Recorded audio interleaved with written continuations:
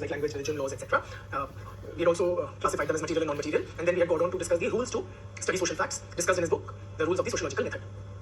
So you have to clearly define the various terms, right, and clearly demarcate the problem. Then you have to, the first and foremost rule, of course, is that you consider social facts as things, meaning the application of the scientific method, their empirical collection and kind of detached treatment, right? Then one's own biases have to be kept aside, or common sense notions, etc. have to be kept at bay. Then they have to be classified as normal and pathological, right? And then we also discussed the various characteristics of social facts, namely that they are independent, external, constraining, and one thing I'm forgetting, help me there. Social facts, 4 characteristics we have discussed. They're constraining in character, they are external, independent, and generalized. Right? Then we had spoken of, they can be classified as, then they have to be categorized into different types since the experimentation method has limited application. Right? Then we spoke of that avoid confusing functions and causes. And finally, that you trace social facts to other social facts, do not reduce them to their physiological or biological kind of correlates. Right? Then we had discussed his theory of suicide. So collecting empirical data from numerous societies, Durkheim concludes that the suicide rate is determined by certain social characteristics, or in other words, it is a social fact and not dependent on the psychological state of the individual. So he defines suicide as all cases of death, directly or indirectly, resulting from a positive or negative act of the victim himself, in which the victim knows that it will produce this result. Then, the suicide rate in a society depends on 2 factors, namely the level of social integration and moral regulation. Based on these 2 factors, Durkheim classifies suicide into 4 types, namely egoistic, altruistic, anomic, and fatalistic. We had also discussed examples possibly of each type, right? So this is what we had covered in the last lecture. Now, moving ahead. Let's just quickly wrap up this topic of suicide and then we move further. Having studied this concept of suicide, now you tell, okay, from your understanding, how would you classify various types of suicide? For example, farmer suicides, which are in the news a lot of times over the past 2-3 decades in Indian society. Where would you classify farmer suicides, and with reasoning? Also, friends, we had discussed that 2 types of suicide are more to be found in modern societies and the other 2 in traditional societies. Modern societies are characterized by kind of more normlessness and kind of less integration, while traditional societies are somewhat over-regulated and over-integrated. So you would find fatalistic and altruistic suicides more in traditional societies, and anomic and egoistic more likely in modern societies. Having said that, it doesn't mean that the other 2 won't occur or don't occur in modern societies. They of course do. So, what kind of suicide would we classify farmer suicides? Anomic or egoistic? Most of the answers. Some are even suggesting altruistic, and finally we also have fatalistic. So all 4 have been mentioned. Okay, so my 2 cents on that. Farmer suicides can be understood as anomic suicides. Reason being, the society is unable to provide clear guidelines to various sections. See, farmer suicides have been in the news more over the past 3 odd decades, which means during the period of liberalization of the Indian economy, right, since 1990s, particularly in the writings of some very eminently in the writings of, say, journalists like P. Sainath. So what has happened? Farmers have had a precarious economic situation since long, right? What has changed in the period of globalization? One way of analyzing it, we'll be discussing farmer suicides at length in paper 2 and the reasons for them. Okay, but let me just give you a brief overview here. Because during the period of globalization, what we have witnessed is a massive increase in the aspirations, the material aspirations of different sections of the society, including farmers' households. Right? Why that has taken place? Because of increasing Western influence. Then there is this glorification of kind of excessive consumption, material consumption through the mass media, advertising, etc. Right? We all see such lavish bungalows and whatever riches in television serials. So the material aspirations of all sections of the society, including farmer households, have risen significantly. So, say what has happened is that the farmer's son also wants a bike. The farmer also wants to throw a whatever kind of a somewhat lavish wedding or beyond his means for his daughter, right? Because dowry aspirations have also risen, as material aspirations have risen for quick money. So that has, and the rise in incomes has not been commensurate or has not kept pace, right, amongst the farmers. In fact, farmers' income are very, very meager. The average household, farmer's household income, if you see, it is very, very meager. So farmers are taking loans for consumption purposes and falling into this debt trap. They are unable to pay back those loans, right? So simply put, society is no more able to tell the farmers that like there's a very famous saying in Hindi, very popular, it used to be in India, which says that jitni chadar ho utne pair pasarne chahiye, meaning that you should live within your means, right? That you should spread your legs only as much as your whatever quilt can cover. So point is that there was this traditionally a notion of living within one's means, but due to the consumption culture and materialism being pushed, promoted, encouraged during the period of globalization, many of us, right, that is also what is spawning this credit card culture. We are living beyond our means, right? And farmers, they take consumption loans, which they are then, so these are not productive loans which they are putting into, what do you call, for more produce. So since their incomes are not rising, consumption loans in the sense for a daughter's marriage or something, right? So they are unable to pay that. So that is why, because of rising aspirations, untempered aspirations, society is unable to offer them clear guidelines. We would classify them as anomic suicide, right? Then, what kind of suicide would be, now Indian society is also witness to, say, a lot of insurgency, right? Naxalism, various insurgent groups operated in the northeast, then in Kashmir. So, various terrorist organizations or extremist organizations, they have many people whose deaths would, in Durkheim's definition, classify as suicide. Which type is it? That would be altruistic suicide. Right. Farmer suicides due to rigid regulations from banks from which they have taken loans. Please appreciate most farmers, they do not have access to institutionalized credit, so they take rather loans from the local money lender, right, at very, very exorbitant rates. Yes, there were cases of farmers taking loans from microfinance institutions, and then the lending institutions using strong arm tactics to recover those, particularly in places like Telangana and Andhra Pradesh, right? And in that case, if that is the scenario, one may consider it also a form of a fatalistic suicide.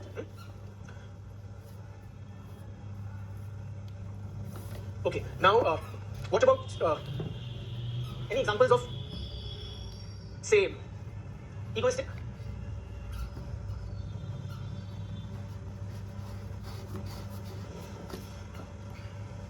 Yes, family problems or marital problems, they may classify into egoistic. So people are not getting along well in the marital relationship. The broader joint family structure, which earlier used to provide kind of a support system, that has increasingly given way to the nuclear family. So people are less integrated, and now the husband-wife couple are not increasingly getting along. Okay, so that way classify as egoistic, or a higher suicide rate in urban areas. Examination failure related suicides, say students in Kota in Rajasthan, they are sometimes in the news. Where would that fall? Guys, am I audible all right? Yes, fine, thank you. Due to examination failure, students are committing suicides in Kota. That would be possibly anomic. Okay, possibly anomic. Again, rising expectations. Everybody wants a seat in the IITs, right? And there are only a handful. So society is unable to temper the aspirations, the rising aspirations of the middle class. Every middle class or lower middle class, any student in science and engineering stream, they want a seat in the IITs. Society is unable to tell them that not everybody will get, right? So please make do with a relatively less premier engineering college. Also, please appreciate this categorization. This is too neat. Social life is actually more varied, right? So oftentimes we may find a particular kind of suicide can be explained as belonging to two different categories, depending on how that explanation is made out. Have you heard of fratricide? Sometimes it is rare, but sometimes people would kind of, kill, say, an army personnel. He would kill his fellow army personnel and also shoot himself. What would that be?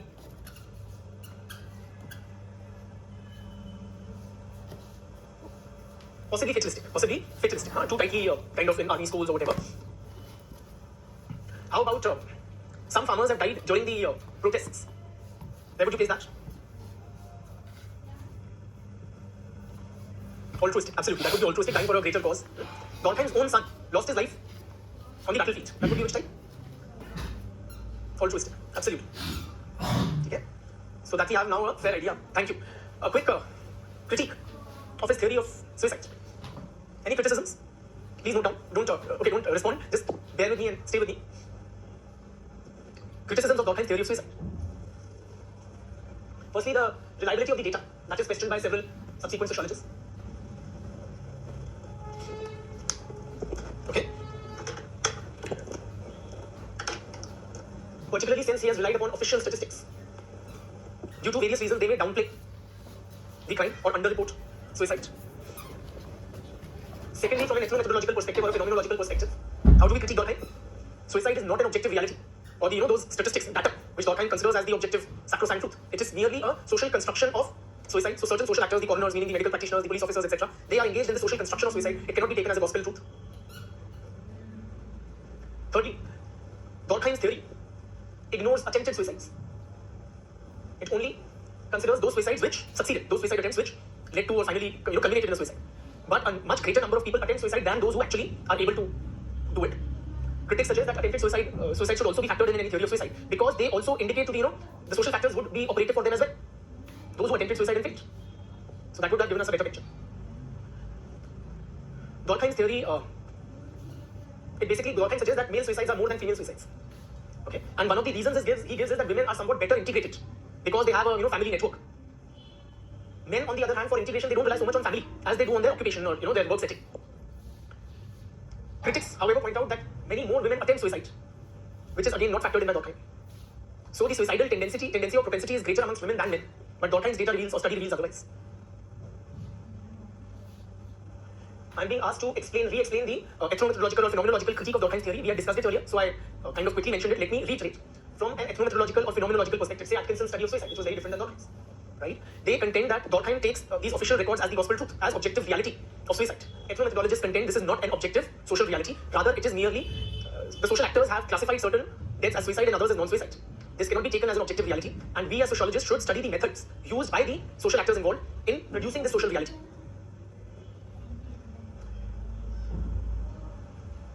Nextly, yes, there is what is called the ecological fallacy.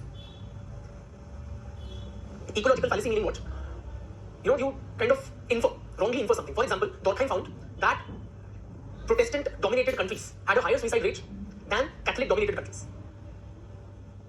Protestant-dominated countries Protestants and Catholics are, say, sects within Christianity. Okay, they are like divisions within the Christian world. Broad two divisions are Protestants and Catholics.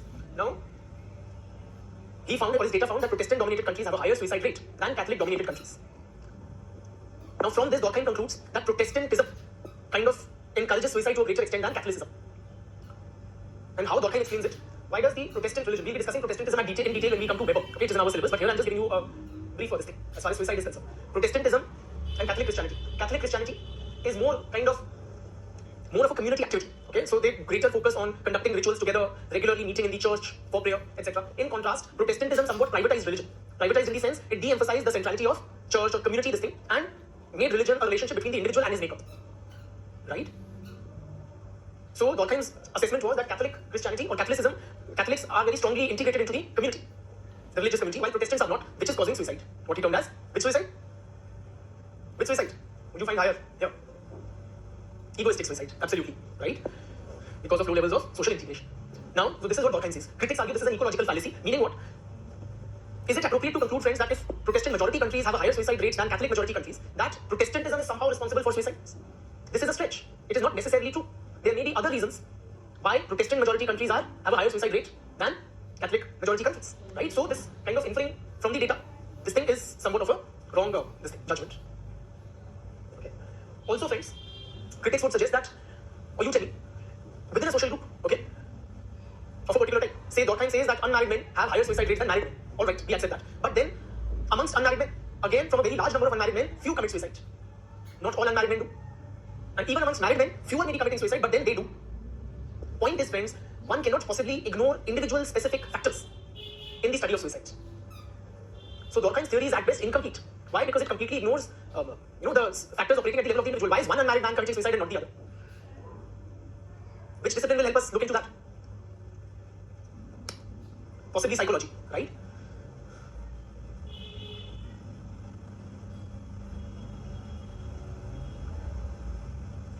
Durkheim also had, negated various other factors for suicide, large number of other factors, friends. Before charting out his own theory, he had negated climate. Various other scholars had given different reasons. Okay, that climate or geography could be a factor. He had negated that alcoholism could be a factor. He had negated that mental illness causes suicide. Right? He had negated all these. Now, a lot of theories or studies on suicide since Durkheim, including, say, if you pick up Indian data, right? What we find, a good number were suffering from mental illness or alcoholism. Okay? So, possibly his ruling out of other factors of suicide was not in order. With that, we are done with Durkheim's theory of suicide and Durkheim. Moving ahead to the next thinker, Talcott Parsons.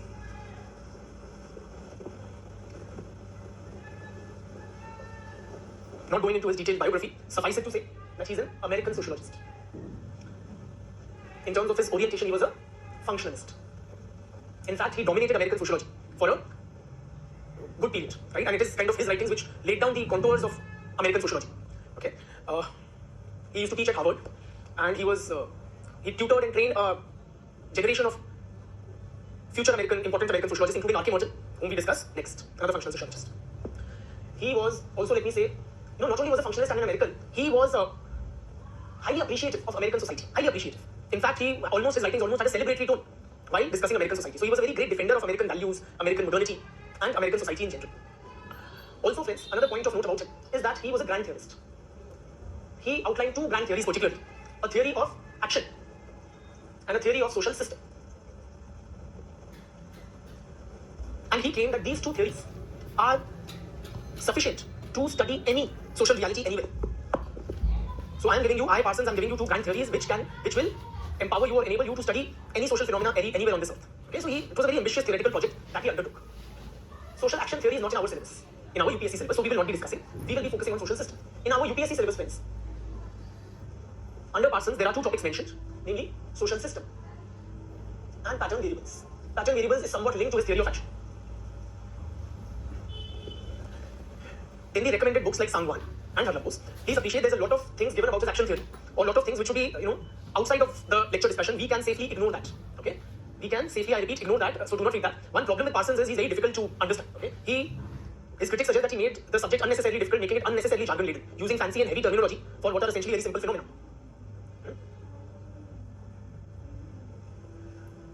So, with that, let us begin with his social system. Also, appreciate the time period. He's a 20th century scholar out and out, right? So he was not amongst the founding fathers of the early sociologists. By the time Parsons was writing, which was mid 20th century, the discipline had sufficiently matured. Okay, it was quite well established.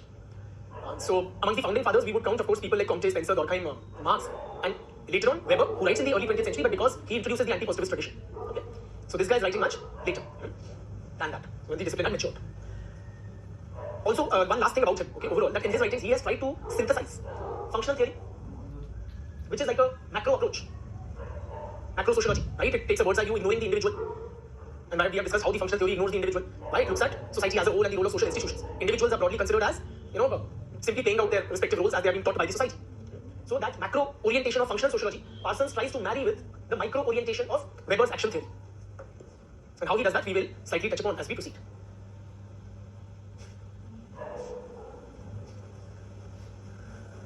Beginning with his theory of social system. Forget the word social here, okay? What do you understand by the normal English term system? What is system? Is this concept of system unique to the discipline of sociology? Yes or no?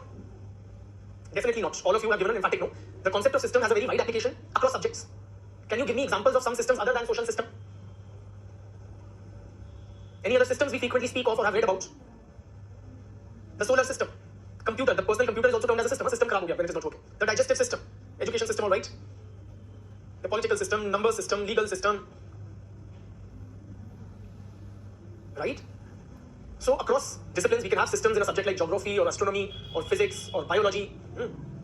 What does the term system indicate? So, and you're absolutely right, okay? That all these are systems. The solar system is a system. Then what do we mean when we say solar system is a system? Or that the personal computer is a system? Okay, so you're using some words like it works as a whole, ecosystem. There are different parts, collection of processes, group of elements. Very layman terms and very well explained. Group of things working together for a common goal. Pretty decent, pretty holistic. It is a whole made up of parts. Very good. This is exactly what system is. It is a particular way of doing something, or an arrangement of parts. Absolutely yes. It is well structured. There's a particular way of doing things. Absolutely. When we say system, it implies there's a particular way of doing things. So when things are happening in a haphazard manner in some place, what do we complain? Are there no systems in place here? Right? So system, the term system implies things are happening in somewhat of an organized manner. There is a well-organized organization, you guys are saying. Absolutely. So this is now, so point is, friends, your understanding is absolutely correct. This concept of system is not limited to the discipline of sociology, it has very wide application. What Parsons does, so systems is more of an approach to view anything, right? So the human body we can see as a body, can we see the human body as a system? Absolutely we can, the organic system. Can we see the PC as a system? We can. Can we see a car as a system? Is a car also a system? Yes, car can also be viewed by, simply there is some orderly arrangement of parts and those parts are doing certain things in an orderly manner and there is some sort of coordination linkage between them. This is the layman but very correct understanding of the word system. So the systems approach is applied by Parsons to the analysis of society. Just like we can use the systems approach to study the celestial objects or to study the human biology or to study the functioning of a car, etc. Likewise, in organizations you have database management systems, right? So likewise, what Parsons does is he uses this systems approach to study society. Meaning, what does it simply imply? That he sees society as a whole, WHOL, okay, not HOL, comprising of interrelated parts. These different parts are performing what? Different, complete me, my sentence, different functions, right? This is simply the systems paradigm. Please write down. The term system has been defined variously. The Oxford Dictionary defines system as a group of parts working together, in a regular relation.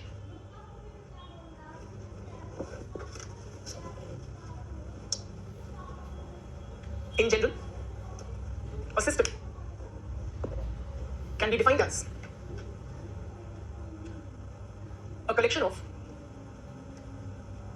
interrelated parts, objects, or things. I repeat, in general, a system can be defined as a collection of interrelated parts, objects, or things. Full stop. Thus, the term system indicates an orderly arrangement of parts. An orderly arrangement of parts. Okay. Also appreciate, friends, Parsons was not the only scholar to apply the system's perspective. Various scholars have applied the system's perspective in various other social science sister disciplines like sociology, like political science, anthropology, right? Even in the domain of sociology, the concept of the systems approach was applied many years before Parsons by most notably Herbert Spencer. Spencer, who was a contemporary of Auguste Comte and one of the early sociologists. Okay. However, in the 20th century, it is Parsons who got most closely identified with the concept of social system. Why? Because of his towering kind of academic profile, right? And his very significant influence on American sociology. Parsons' name has got most closely associated with the concept of a social system. What is social system? It is the application of the system's approach to the study of society by Parsons.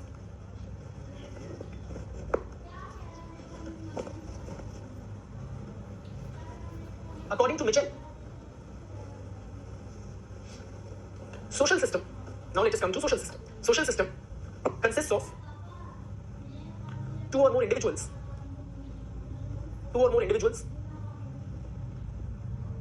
interacting in a bounded situation. Bounded in the sense it is a well-defined situation.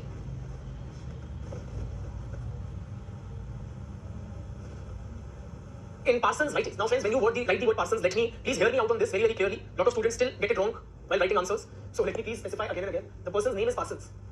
Okay, so this S does not indicate Parson apostrophe S. Okay, like my name is Pranay, so Pranay is, this is not this. Okay, his name is Parsons. Okay. So don't write Parson when you have to write, Parson considers. Parson is nothing, it is Parsons, his name.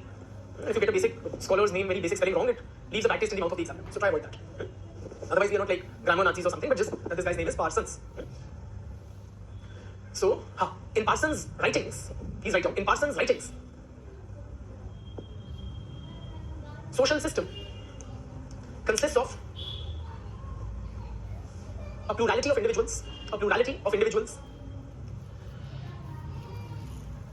interacting with each other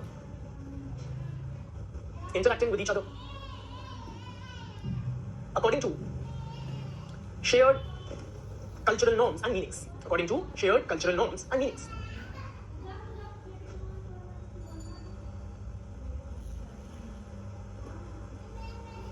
Full stop. For Parsons, the social system has the following characteristics.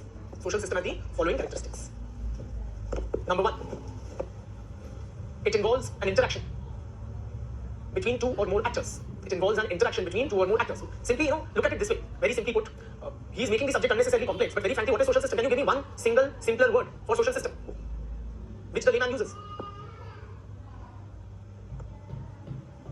It is society. What else it is? It is simply the society. It is society. Please write down. It has the following. One, an interaction between two or more actors. And it is this interaction which is the focus, friends. Just you can underline interaction. Second, it takes place in a situation. Situation means there are certain counter actors or other actors are there. It takes place in a situation. Thirdly, there exists in the social system common what? Common? Tell me, you know it. I've told you he's a functionalist. Absolutely common values and goals and a consensus on expectations.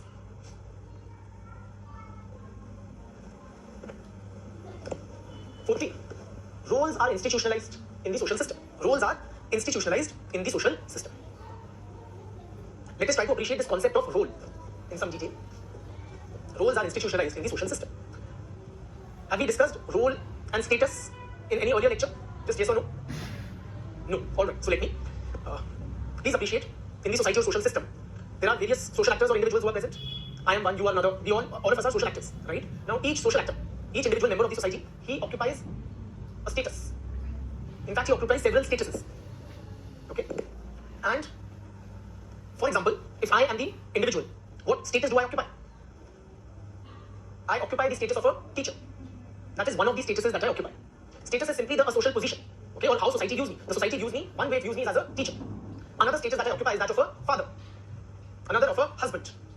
Another of an employer. These are the various statuses that I occupy. So it's not just your occupational thing, okay, as you may consider in normal English. It is about the various social positions that I occupy.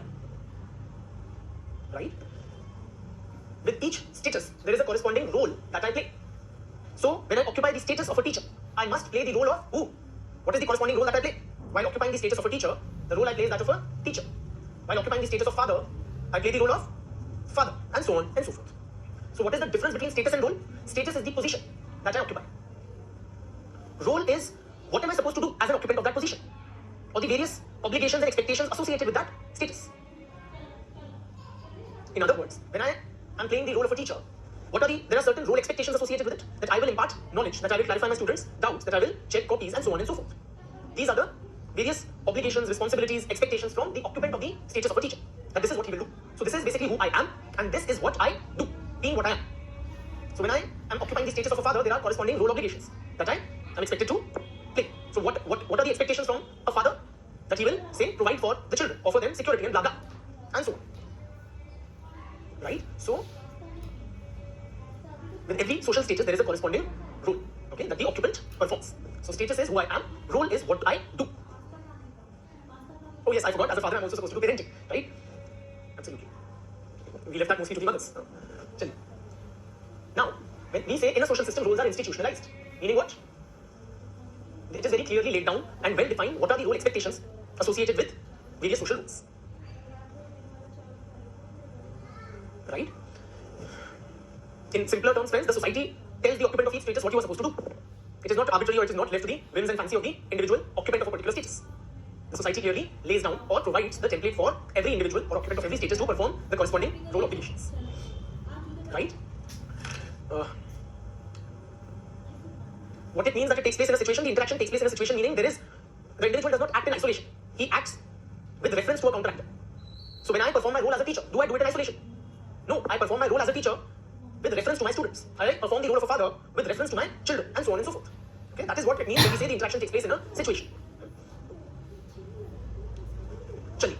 Moving forward, friends. Staying with the concept of social system. Now, in functional sociology, we use the organic analogy, right? Comparing the society to an organism. So, Parsons also uses this concept of functional prerequisites. Functional prerequisites. What are functional prerequisites? These are certain tasks or functions which must be performed. They are pre-required, and hence the word prerequisites. That they must be performed if the system is to continue to exist or survive. So their performance is a precondition for the continued existence of the social system. Yeah? For example, for an organism, can you name certain prerequisites for a biological organism to continue to survive? What must he do? Yes, breathing or inhaling oxygen, eating of food, defecation, etc. These are certain functional prerequisites for the survival and continued existence of a biological organism. Certain tasks must be performed if a biological organism is to continue to exist. Likewise, in the social system, there are certain functional prerequisites, meaning certain tasks which must be performed if the social system is to continue to exist. Certain needs of the society which must be fulfilled. Certain needs of the society which must be fulfilled for its continued existence.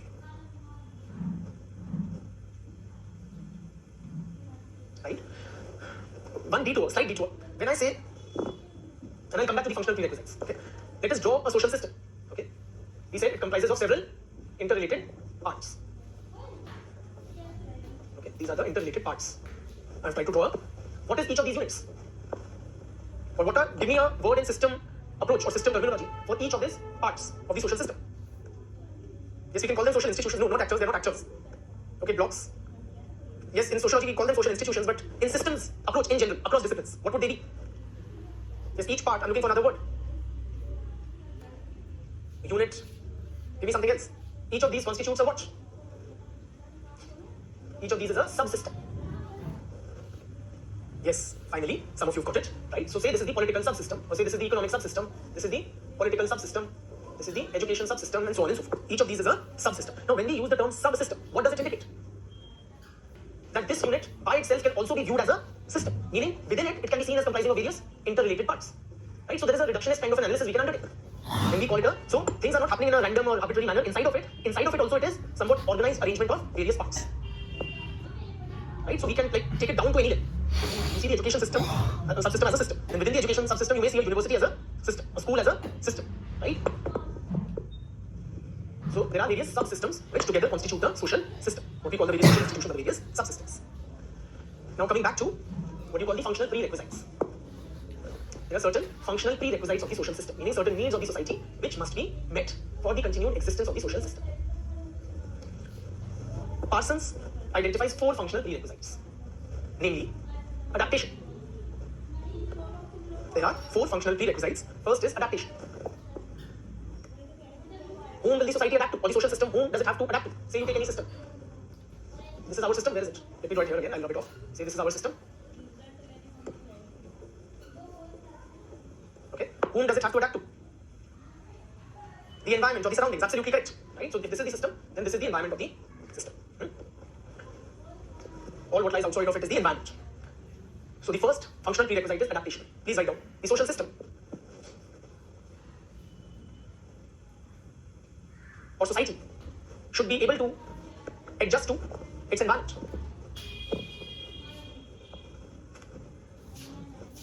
It will have to continuously respond to any changes in the environment.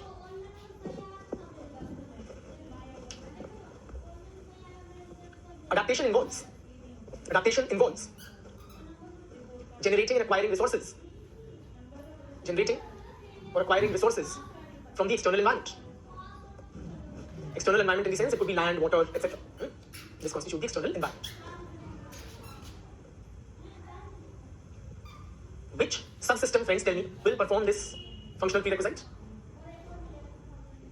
Generating resources or acquiring them from the external environment? Absolutely, it is the economic subsystem which performs this function. The economic subsystem does so.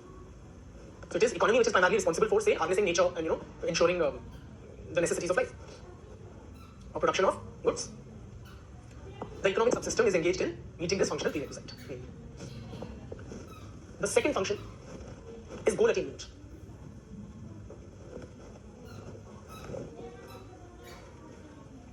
So please appreciate society as a whole or the social system, it will have to identify the common goals that all the members have to strive for, and then resources will have to be allocated for the attainment of those goals. The members of the society will need to be motivated or mobilized to achieve those goals. Right? This is the goal attainment function. Goal attainment involves determination of the goals of the society or social system and motivating the members to attain them. Resources may need to be allocated, right? So which part of the social system does that? Specifying the goals, what are the priorities? It is the political subsystem. Okay, the governments usually do it, right? So Modi ji has decided that we now must clean up or launch a cleanliness campaign nationwide, or we now need to focus on developing healthcare infrastructure. So it is the political system or subsystem which is entrusted with this task mainly. The third is integration.